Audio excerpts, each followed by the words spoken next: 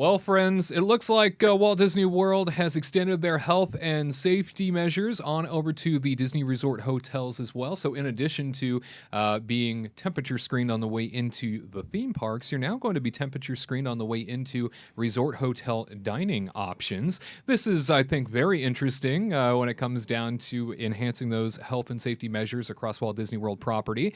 Definitely something that I kind of thought they were doing already, but it looks like this is a newly implemented procedure.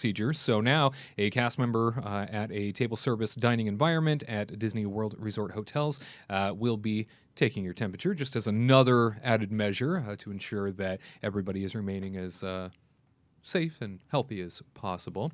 Katrina, this is, again, something I kind of thought was already happening, but nice to know that this added layer has been added.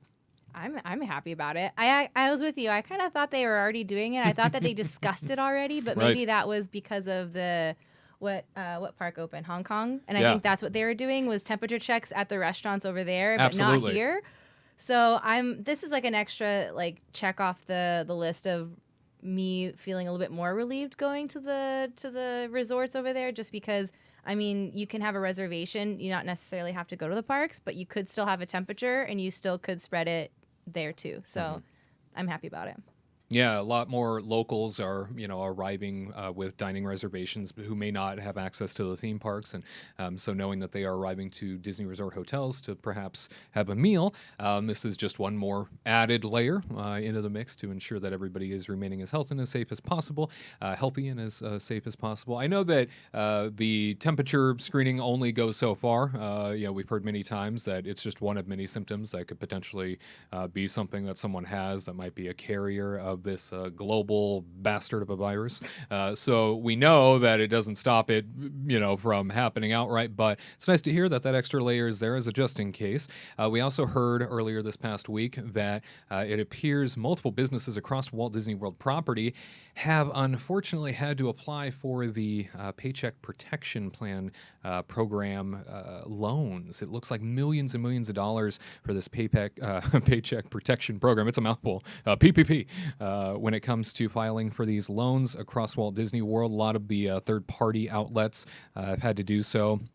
Everything from Restaurant Marrakesh in the Morocco Pavilion to Arabius Brothers to Raglan Road, the Frontiera Cocina in Disney Springs. Lots of different locations have had to apply for this added support, as so many organizations have across the country, looking for just a little bit more in terms of cash supplement, down to ensuring that they can keep their doors open and that they can keep paying their people. Tyler, this is something that definitely feels like an unfortunate reality of what we're seeing, not just in Walt Disney World, but across the country. And to know that a place like Disney World that has always, I think, been seen as a very sort of strong, location in terms of revenue dollars, and, there's this captive audience and stuff like that, for 4.5, 5 months, many of these places, some haven't even reopened in Disney Springs and the like, but for several months, they were closed, and now even coming back, it looks like they're still not seeing the demand they anticipated. Well, yeah, I mean, definitely not. But I mean, I think what it really illustrates is just how expensive real estate is at Disney Springs. I mean, that is not going to be cheap for sure. So obviously these businesses rely on there being a constant flow of people to even pay that rent. But it's interesting, like a place like Frontiera Cocina, because that place, they sell a lot of like frozen foods and salsas and stuff like that in the grocery store. So it's kind of the same thing with like where we talked about CPK filing for bankruptcy. Like I'm still kind of surprised because I thought that they had their hands in like a couple different things just besides the restaurant business. But I guess if your restaurants are not doing well, then that's the bottom line, really. And I feel for them. That's horrible. But hopefully they get back on their feet. That's all we can say. Yeah, San Angel Inn over at the Mexico Pavilion, Cafe Rick's at Disney's Caribbean Beach Resorts. I mean, it's more than obviously just your Disney Springs. I mean, this is like widespread across the property. Katrina, you wanted to weigh in?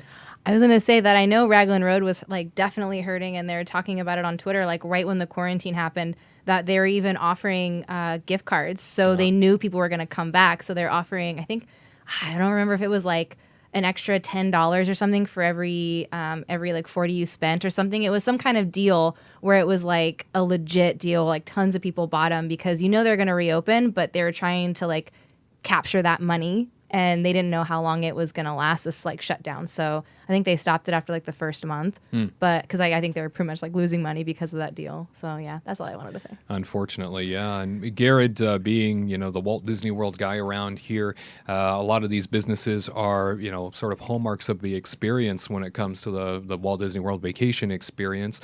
Any of these names surprise you, or did you come across any that made you think, wow, I thought that they were already doing so well? Well, when the parks are open, they are booming businesses. For me, the biggest surprise is it just shows how many of these restaurants and dining and bars are not owned by Disney. Like Raglan Road, we know that that's third party, but inside the parks, it's really surprising because some restaurants are, some aren't. Because if you do not know, Disney has sort of two colors of identification cards. You have a blue card, which is for standard Disney cast members, and then there's a green card, which is for third party. So I was really shocked about in the Mexico Pavilion, the San Angel. That place really interesting because that's prime real estate right there. Raglan Road, I feel for that one because that's a favorite spot of mine. When the parks were open and everything was normal, it was great to go there and just watch the Irish dancers go out there and have a nice little drink or have a nice evening. So it's sad, but I have no doubt that they will come back to life in the future. Disney relies on these guys bringing so much for them. So I think it's a mutual like struggle for Disney as well as these vendors. So my heart goes out to them, but I have no doubt they'll bounce back. But it's sad to see these key attractions, so to speak, having to get the PPP. Well, I mean, I appreciate the optimism, but it's not certain that they're all going to bounce back. I think at this point we're a little concerned. We've seen some layoffs come to Walt Disney World, and not to be a downer here, but with all of the limited capacity that is allowed in the theme parks at the moment, that also limits to a great degree how many restaurants can accommodate crowds, because sometimes there isn't even enough crowds to accommodate. And it comes down to the idea that some of these restaurants just can't get by because it's not financially viable to do so. And we learned that this past week when we heard that Tangierine Cafe at the Morocco Pavilion in Epcot has temporarily shut down now. This joins a list of other locations that either just didn't reopen or have shut down early. I think at Epcot in particular, Tyler, this is a location that has a food and wine festival modified version going on right now, which I think is steering a lot of anybody that's hungry on over to that. So those quick service restaurants and those outlying restaurants in the countries that do have them open probably aren't seeing a whole lot of business because there's a festival just a few steps away. Yeah, I mean, that's a good point. The Tangierine Cafe one really bums me out because that's one of my favorite quick service places in all of Disney World. I love it, yeah. Delicious. And yeah, I mean, they've got great stuff there, and not even just like the hot food that you can get, but they also have these nice little confections and stuff. They've got really good like baklava and stuff like that. So it's a huge bummer. I mean, but you're right. I think that's a good point, Wade, that the festival is probably steering people away from using those quick service locations. And there's something about Tangierine Cafe that I feel like it's never really that crowded. Yeah. And I'm not really sure why, because it is great. Maybe just because it's like unique food choices that not burgers and fries. Yeah, maybe? It's not burgers and fries, which has always been the weird thing to me. Like, as a little tangent, real quick, that like we have such variety of food at Disneyland, and then in Disney World, it's like, oh no, people just want burgers and fries here. When people from all over the world go to Disney World, it's a weird thing. But anyway, that's a little tangent. But I'm sad for Tangierine Cafe. Really huge bummer. Hopefully they open up back soon. I mean, times are weird.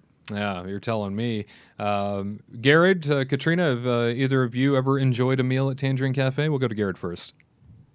I've enjoyed many a meal there. Sometimes I'll just go in there and ask for some bread and some hummus, and I'll just snack on that. It's a great location because if you're a people watcher like I am, you can just sit there and enjoy the sun on you and watch the people go by like it would be if you were actually in the Kingdom of Morocco. So it's sad, but man, that place is Morocco is probably one of my favorite locations in World Showcase just because it's so unique and where, I don't know, just the architecture and the people and the cast members, it's just a beautiful location. So and that fountain has such great drinking water in it.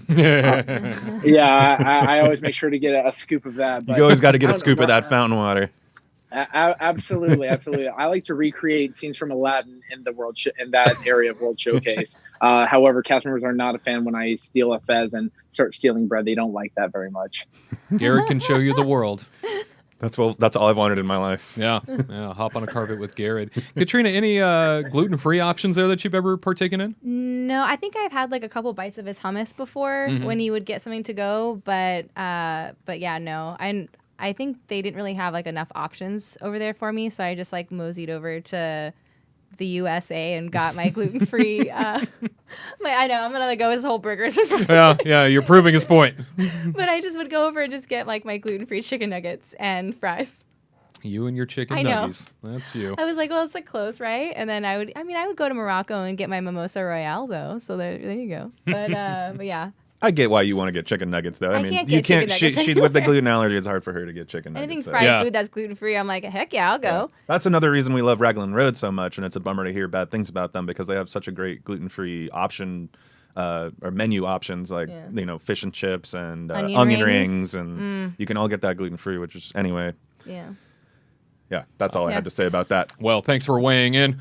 And as one Epcot restaurant kind of fades away temporarily, we are receiving one in return. So this is good news. Teppan Edo of Epcot and the Japan Pavilion is coming back online. It sounds like August 24th is the return date for that. Exciting news on that front to hear that Teppan Edo will be back in action. Katrina Tyler, is this a restaurant you're pumped about? I love this place so much. It's so good.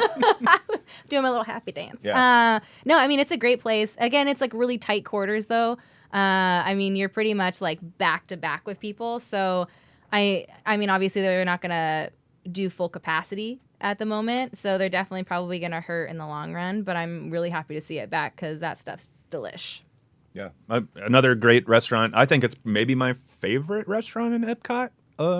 Probably. Yeah. It's in the top 3 at least. I mean, it's still. No, it's on my. I do like me some Le Cellier, but anyway. It's true. Yeah, that's a great place. And yum. You get a lot of food. It's open. It's like you literally go for lunch and you're not hungry for dinner. So it's just like you get like 2 meals in one, and it's chow down. Divine. You got to get that yum sauce, y'all. Chow down and roll away. Yeah, exactly. He rolls me down the stairs. I'm like, all right, let's go. And then he just like pushes me down the stairs. Yeah, thank goodness you walk up the stairs before you eat your meal, because if you have to walk up those stairs after the meal, it would not be good. Yeah. And we are hearing from WDW News today reporting that this restaurant is likely scheduled to be reopening August 24th. It's not officially listed anywhere yet. It does sound like this is kind of second-hand information from cast members, so we're passing it along right now as a rumor, not necessarily anything that is finite. It very well could be delayed by a couple of days, maybe even weeks, we'll see. But it sounds like cast members are back in action preparing for Teppan Edo to come back online. So I'm looking forward to seeing that restaurant back in action. To all who come to this happy place, welcome.